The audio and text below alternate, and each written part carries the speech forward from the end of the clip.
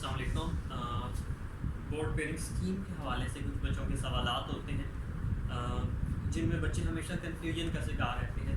तो मुख्तलिफ सवालात जो मुझसे पूछे गए, मैंने सोचा कि क्यों ना एक वीडियो लेक्चर की सूरत में भी कुछ जवाब अर्ज कर दूँ।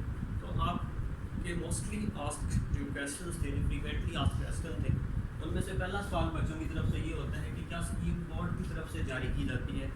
तो एक बात आप लोगों ने हमेशा याद रखनी है, जो स्कीम ऑफ स्टडीज़ होती है वो कभी भी बोर्ड की तरफ से जारी नहीं की जाती।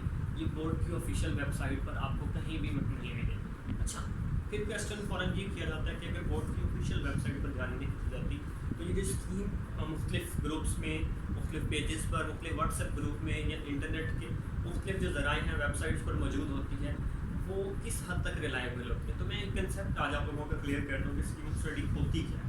आप लोगों ने याद रखना है कि जो स्कीम ऑफ स्टडी है वो बोर्ड की तरफ से पेपर सेक्टर को मुहैया की जाती है कि आपने इन असूलों को मद्देनज़र रखते हुए पेपर बनाना है। ठीक है, तो ये बोर्ड सेक्टर को बोर्ड मुहैया करता है।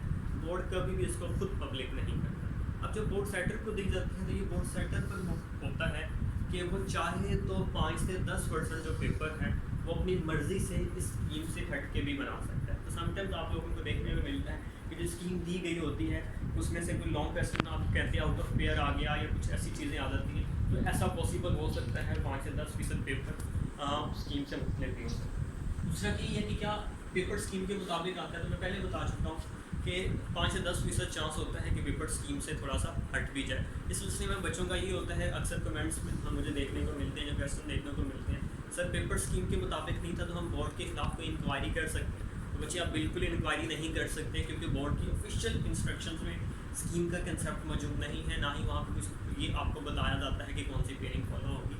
ये सिर्फ और सिर्फ बच्चों की आसानी के लिए पेपर सेक्टर की तरफ से ये स्कीम्स आउट होती हैं ताकि बच्चे अपनी तैयारी और अच्छे तरीके से कर सकें। फिर बच्चों का क्वेश्चन ये होता है कि क्या तमाम बोर्ड्स में एक ही स्कीम फॉलो होती है।